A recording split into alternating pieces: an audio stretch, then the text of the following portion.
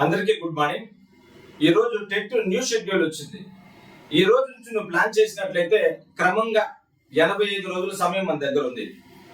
ఒక 5 రోజులు తీసేసినా కూడా 80 రోజుల సమయాన్ని మీరు టెట్ కు మాత్రమే కేటాయించాలనా లేకంటే డిఎస్సి కేటాయించాలనేటువంటి విషయాన్ని ఈ సందర్భంగా నేను మీకు చాలా చక్కగా ఎక్స్ప్లెయిన్ చేస్తాను. ఇందులో మనకు మల్టిపుల్ గా చదువుకోవాలి. టెట్ ను పూర్తి చేసుకుంటూ డిఎస్సి లోకి వెళ్ళాలి. ఎందుకంటే మనకు డిఎస్సి సిలబస్ పూర్తిగా చదవడానికి మనకు తక్కువ అంటే కూడా 100 రోజులు అవుతుంది. బాగా గమనించండి, 100 రోజుల సమయం మనకు డిఎస్సి సిలబస్ ని ఒక్కసారి పూర్తి చేయడానికి అవకాశం కావాలి. అది హెచ్జిటి కావచ్చు, స్కూల్ అసిస్టెంట్ కూడా కావచ్చు. అయితే 100 రోజుల ఈ సిలబస్ ని మనం పూర్తి చేయడంలో 100 రోజుల తర్వాత నువ్వు వెనక్కి తిరిగి చూసుకుంటే కనీసం నువ్వు 100 టెస్టులు రాయాలి.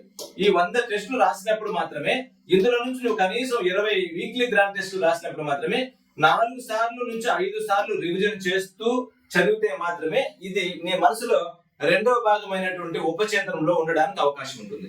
ఆ తర్వాత మళ్ళీ మనకు టెట్ తర్వాత ఇచ్చేటటువంటి డేట్లను ఆధారంగా చేసుకుని దాన్ని రెండవ రివిజన్ కింద మనం తీసుకుని వెళ్ళినట్లయితే మళ్ళీ revision test line to line మళ్ళీ ఒకసారి చదివితే ఈ 100 రోజులు కాకుండా 100% బిట్ చూడగానే వెంటనే ఆన్సర్ గుర్తొస్తుంది. మీకు అందరూ తెలుసు, మనం మెడికల్ షాప్కి వెళ్తాం. మెడికల్ షాప్ లో ప్రిస్క్రిప్షన్ చూపించగానే 10,000 కన్నా ఎక్కువగా ఉండేటటువంటి ఆ టాబ్లెట్లలో వెంటనే అక్కడ పనిచేసేటటువంటి కుర్రాడు ఆ టాబ్లెట్ తీసిస్తాడు. ఏదో ఒక షాప్కి వెళ్తాం.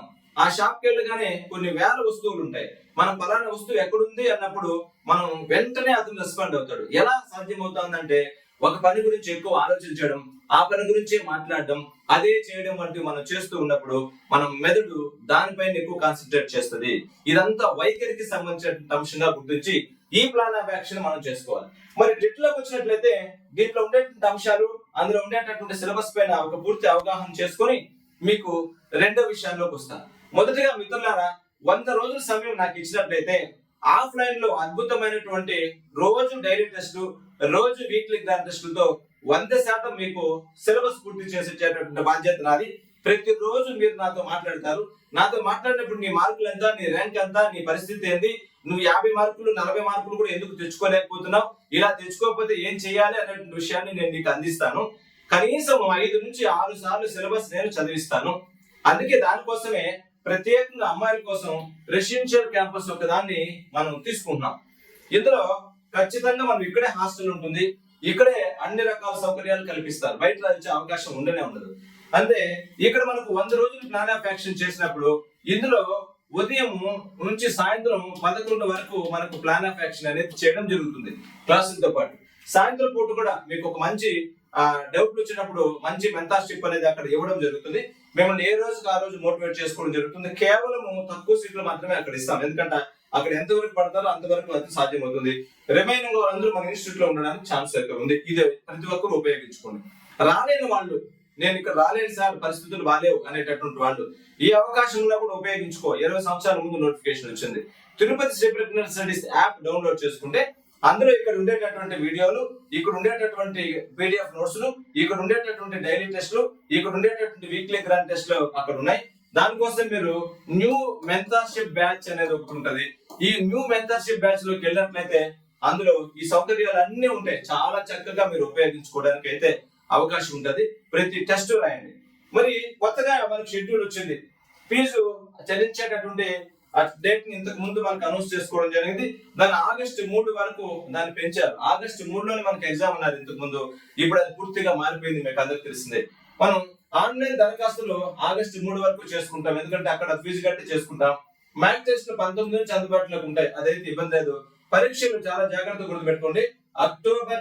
అక్టోబర్ 3 నుంచి అదే 20 వరకు, అక్టోబర్ 3వ తారీఖు నుంచి 20 వరకు, అంటే దాదాపుగా 17 రోజుల పాటు ఇక్కడ మనకు ఈ ఆఫ్లైన్ ఆన్లైన్ అనే దాంట్లో చాలా డౌట్ ఉంది మీకు. ఆన్లైన్ లో ఎగ్జామ్ నిర్వహించడానికి ప్రభుత్వం నిర్ణయం తీసుకున్నది. అది కూడా 2 సెషన్లలో నిర్వహిస్తారు. ఎందుకంటే ఉదయం ఒకటి, మధ్యాహ్నం ఒకటి, 2 సెషన్లు నియమిస్తారు. దాని తర్వాత మరుసటి రోజే మనకు కీ ఇచ్చేస్తారు. ప్రొవిజనల్ కీ అనేటటువంటిది మరుసటి రోజే ఆ కీ ఇవ్వడం జరుగుతుంది. ఆ తర్వాత ప్రాథమిక కీ అభ్యంతరాలు అనేది అక్టోబర్ 5వ తేదీ తీసుకుంటారు. తుది కీ విడుదల అక్టోబర్ 27వ తేదీ జరుగుతుంది. గమనించండి. అంటే అక్టోబర్ నెల మొత్తం మనకు ఈ ఎగ్జామ్స్ తోనూ కీలతోనూ సరిపోతుంది. అయితే మన ప్లాన్ ఏంటి? మనం ఎగ్జామ్ లోకి వెళ్తున్నాం. దాని తర్వాత మనకు డిఎస్సి షెడ్యూల్ వస్తుంది. ఎందుకంటే 3వ తారీఖులో మనకు తెలిసిపోతుంది ఎక్కడ ఏంది అనేది తెలిసిపోతుంది. నవంబర్ 2వ తేదీన రిజల్ట్స్ అన్నాడు. నవంబర్ 2వ తేదీ మనకు రిజల్ట్స్ వచ్చిందంటే నవంబర్ 2వ తేదీ నాటికి మనకు డిఎస్సి డేట్లు తెలిసిపోయి ఉంటది. అప్పటికే నువ్వు కాస్త చదివేస్తుంటావు.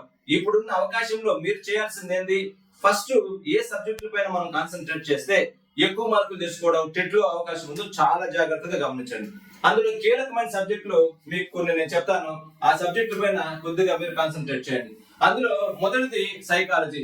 ఈ సైకాలజీ అనేటటువంటి సబ్జెక్ట్ ని మనము టెట్ లో చూడొచ్చు. అదే రకంగా class room implications of psychology అని డిఎస్సి లో కూడా చూడొచ్చు. ఎడ్యుకేషన్ సైకాలజీగా మనం పిలుస్తాం. అయితే ఇది రెండు విధాలుగా చాలా మంచిది. దీంట్లో టెట్ లో చదివితే డిఎస్సి కూడా కవర్ చేసినట్లే, ఎక్కడ కూడా వదలద్దు.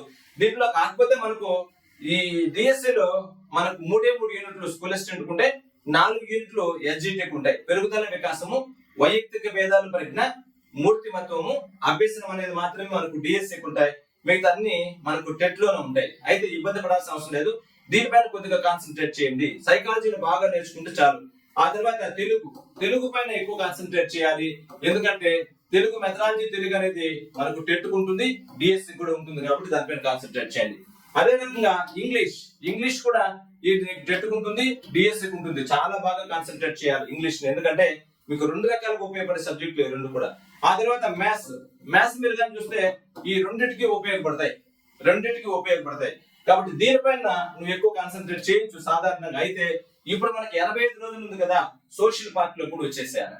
85 రోజులు ఉంది కదా సోషల్ పార్ట్ లో. ఈ సోషల్ పార్ట్ లో మీరు దేనికి ఎక్కువ ప్రాధాన్యత ఇవ్వాలి, నేను చెప్పే క్రమాన్ని బాగా గమనించండి.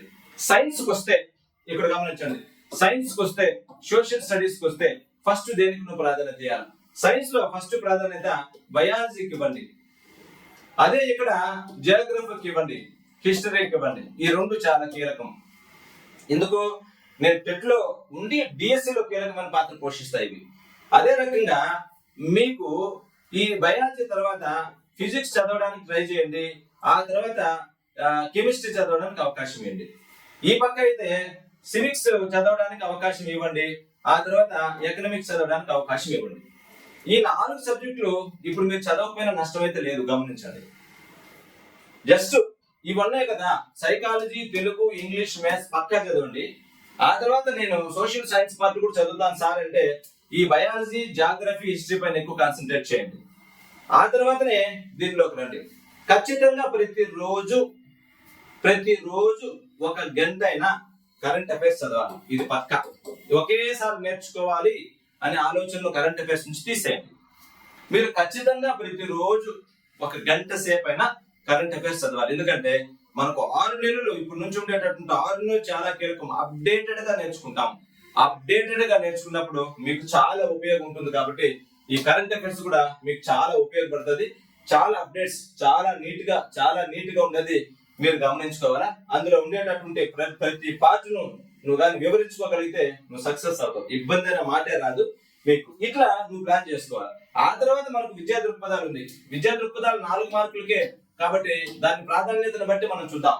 అది సిచ్యువేషన్ బట్టి ఎంతవరకు దానికి అవకాశం ఉంది, ఏం చేస్తే బాగుంటుంది అనేటువంటిది దానికి తర్వాత నేను ప్లాన్ చెప్తాను. First psychology, Telugu, English, maths పైన 100% స్కోప్ ఇవ్వండి. అది స్కూల్ అసిస్టెంట్ అయినా సరే. అయితే స్కూల్ అసిస్టెంట్ వాళ్ళు చాలా మంది మ్యాథ్స్ వాళ్ళు ఉన్నారు, సోషల్ వాళ్ళు ఉన్నారు. మీరు బాగా నచ్చండి. ఎస్జిటి తీసుకున్నారు అనుకోండి. ఎస్జిటిలో 10th క్లాస్ వరకు ఉండేటటువంటి ప్రతి సబ్జెక్టు స్కూల్ అసిస్టెంట్ మ్యాథ్స్ కైనా, సోషల్ స్టడీస్ కైనా, బయాలజీకి అయినా సరిపోతుంది.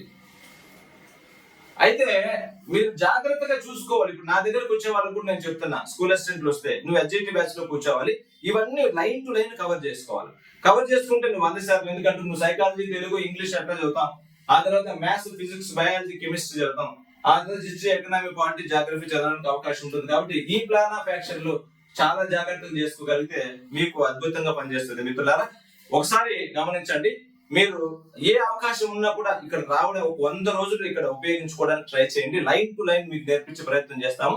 లేని పక్షంలో మాత్రమే Tirupati Sripatnam studies app download చేసుకొని అందులో ఉండేటటువంటి ఎగ్జామ్స్ నోట్స్ అప్డేటెడ్ గా ఫాలో అయినా మంచిది. Good luck.